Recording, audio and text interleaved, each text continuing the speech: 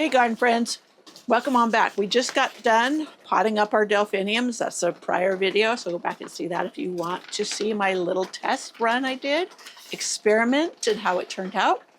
You wouldn't know that you could do things with cotton balls in the garden, did you? Anyways, today we're talking about the best companion plants for bearded iris. Now these are what I grow. There are many more plants that you could grow with your bearded iris that would be beautiful, but these are the ones that I actually grow and can speak about with, I don't want to say authority, but you know, with experience. So let's get rolling on.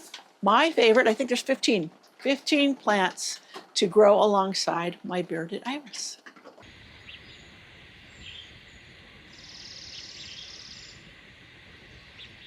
All right, I made a list of these, and I also had included the zones that they do well in, but always remember you can push the zones.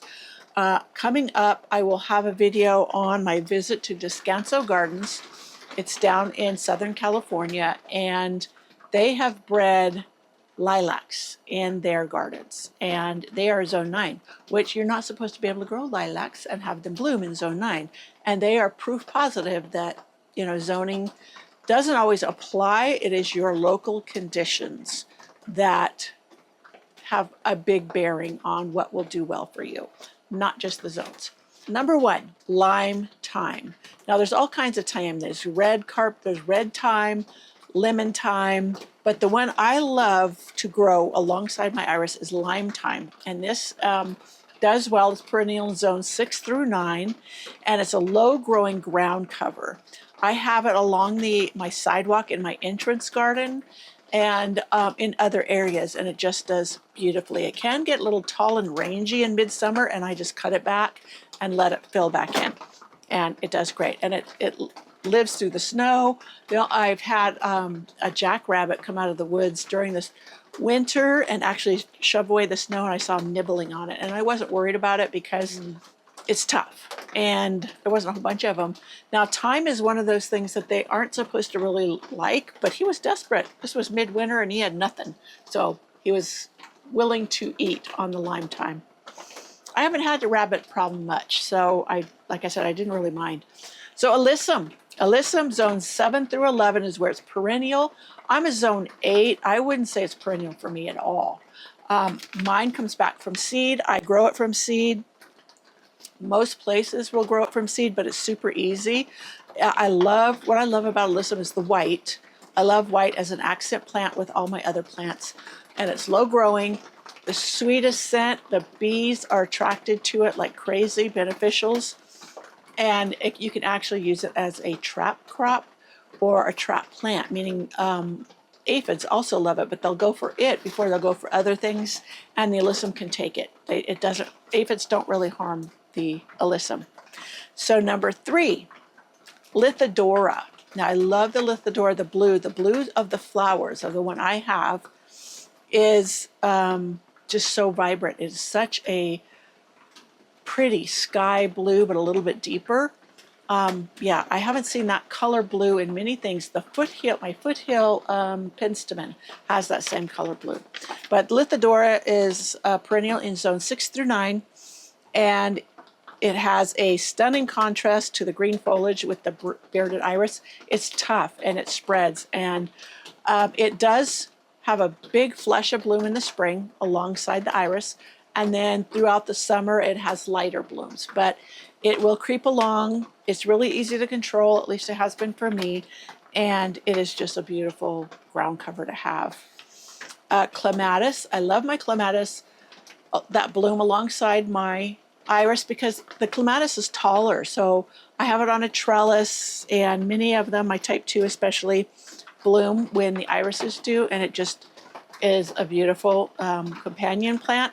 Clematis is hardy in zones 4 through 9, provides vertical interest, and it has the same blooming season as the iris. And I do have pruning clematis, spring pruning clematis, and also how to do summer prune to get another bloom.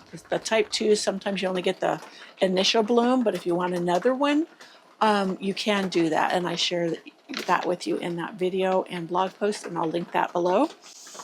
Nepeta, my cat's pajamas Nepeta, and I have Kitten Around, and I have Walker's Jr. Now my Walker's Jr. is a little bit later blooming, but my cat's pajamas and my Kitten Around are very short growing specimens that I have that do bloom alongside the iris, and they are just gorgeous. And that is hardy in zones 3 through 9, and it's drought tolerant. So irises are also drought tolerant. So if you have a bed that you have mostly drought tolerant plants in, that would be a good companion there. Then my next one is forget-me-nots. I just love, they're so ethereal looking and dainty.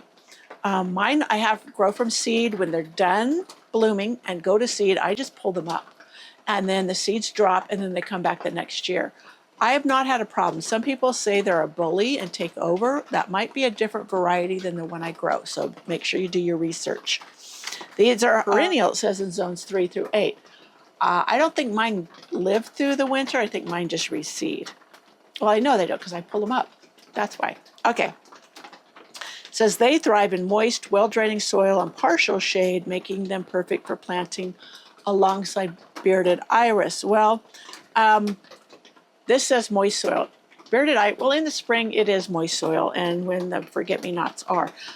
I was going to say I have how I plant iris video, and I show if you have the iris planted amongst other things that do like more water, that you're watering in the summer, and you don't want to drown your iris, is to plant them on a mound.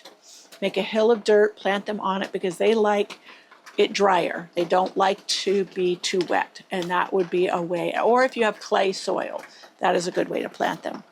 Okay, columbine. I absolutely love my blue columbine, and that's hardy in zones 3 through 9, perennial.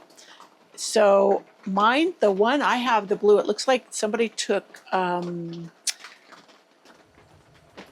they look like somebody took whipping cream and smooshed it. You know how you can do that and make it ruffly?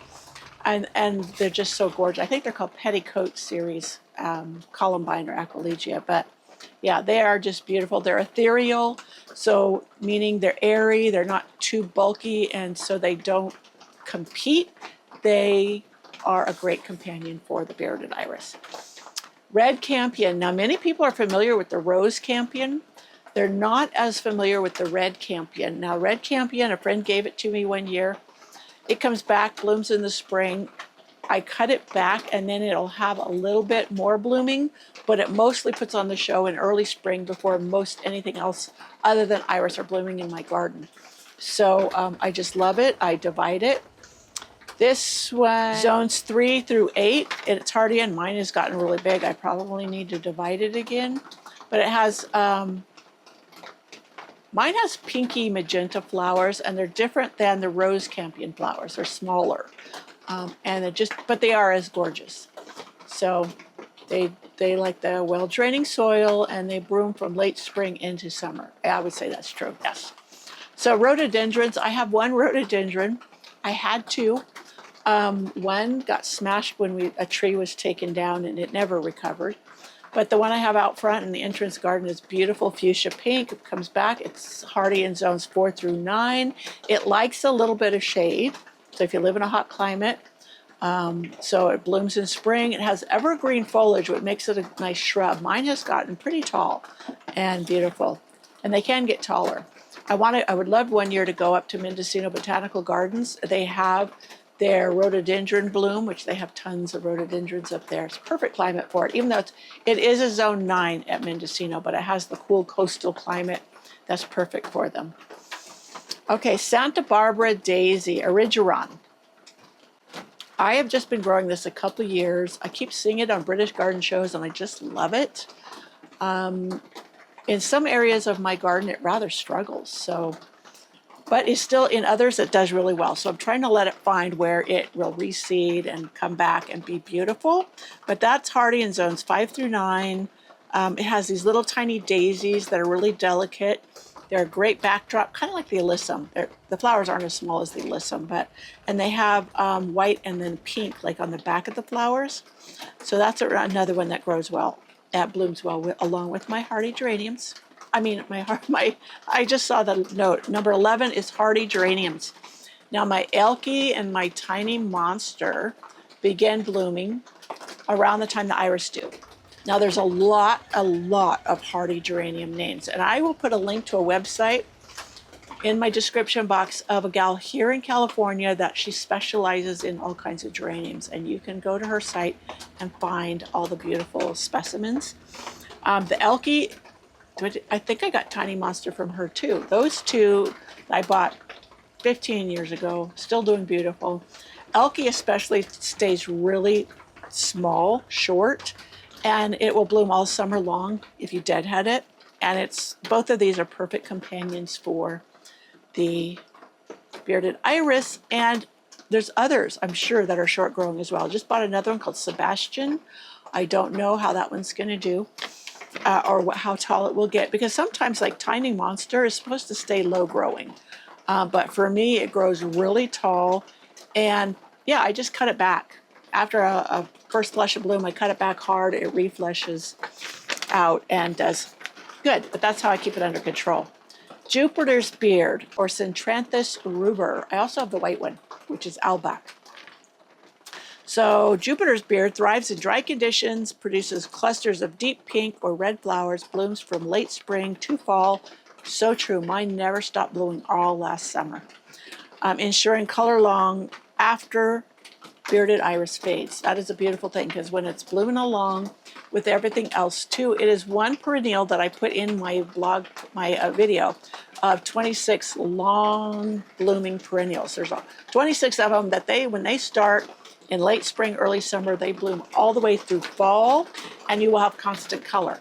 Many of them you do have to deadhead, but that's just a fun little mindless task to do, like with your morning coffee, or when you come home from work and you grab a refreshing beverage, take your clippers, go out, walk your garden, and just deadhead away.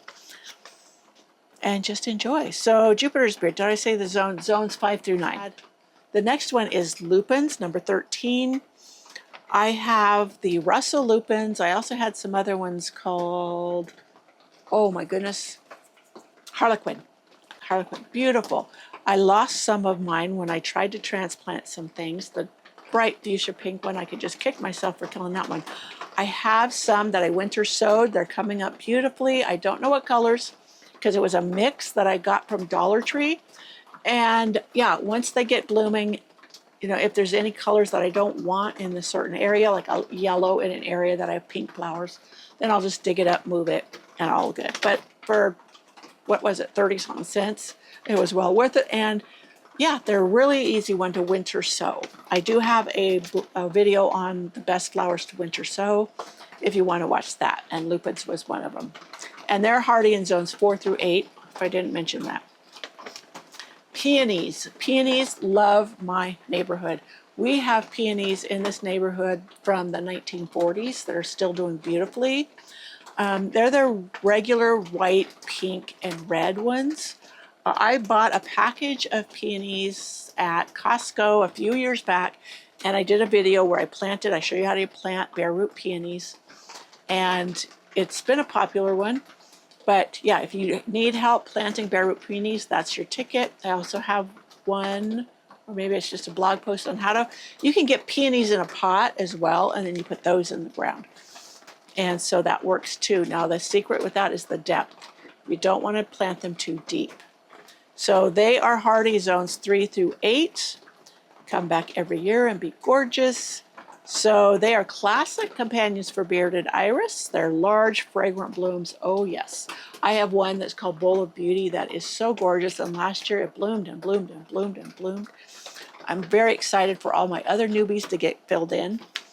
Okay, foxgloves. Foxgloves for me reseed themselves, and I let them stay where they want to go, or I should say let them stay in certain areas, and I just dig up the others. They're really easy. You recognize them when they're really short. You can just go along the surface of the soil and then shave them down and take care of the extras you don't want. But they do reseed fabulously, so much easier than starting them any other way. So zones 4 through 9, biennial, perennial. Most of the ones are biennial. There are varieties that will bloom the first year, but they're not usually the taller, old-fashioned ones. They're shorter, like 4 feet. I like the taller, older ones. I like the Excelsior mix. Some of them have the flowers that just droop down, and others they'll stand out straighter or more horizontal. So that's the difference between some of them. When you look at a seed catalog and you're reading up on them, just read the attributes of that particular plant. Yes, zones 4 through 9 will reseed, come up readily, let them. The only thing is that the colors you get, if they reseed, if you have several colors in your garden, you don't know what color you will get. They will be a mix, but they're always beautiful. So I just let them go. So that is my list of plants that grow well as companion plants with my bearded iris. If you've been around here much, you know I absolutely love my iris. I get more every year. I bought a bunch of new ones this last year from Horton's Iris Garden. I'm hoping they do well and the gophers will leave them alone. I've had trouble the last couple of years, the gophers eating my iris. So I'm anxious to see what made it. Also, a couple years back, I went to Shriner's, a couple of Mays back, Shriner's Iris Garden up in Oregon. That was a treat. You can go watch that video too, because it's just well worth it. And the colors, that's one thing about iris. There's such a rainbow of colors that, yeah, there's even brown ones. I'm kind of getting into the brown ones. I bought another one this year that is in the brown tones. The very first one I had was Huckleberry Fudge. Love it. It's such an unusual color. So that, my friends, is the companion plants you can grow alongside your bearded iris for lots of bloom in the spring. And even though iris bloom just for a few weeks, they are so worth the effort. And they're a pretty plant even when they're not flowering. So they complement your other plants with their spiky sword-like foliage. And I have a blog post on how to divide, a blog post and video, how to divide iris even in the springtime, how you plant iris, and I have another one on what to do iris care after they've done blooming. So you have all those to refer back to if you need to. I will see you in my next video, and hopefully I will have my visit to Descanso Gardens up for you. I'm not sure how long it's going to take me to edit that. I haven't looked at the footage to see how well I did. Sometimes I get going in a garden like that, and my attention is so diverted, especially it's been my first time there, that I'm not paying as close attention to how I'm videoing. But I take you along anyways. So come on along for that. I'll see you in my next video. Bye.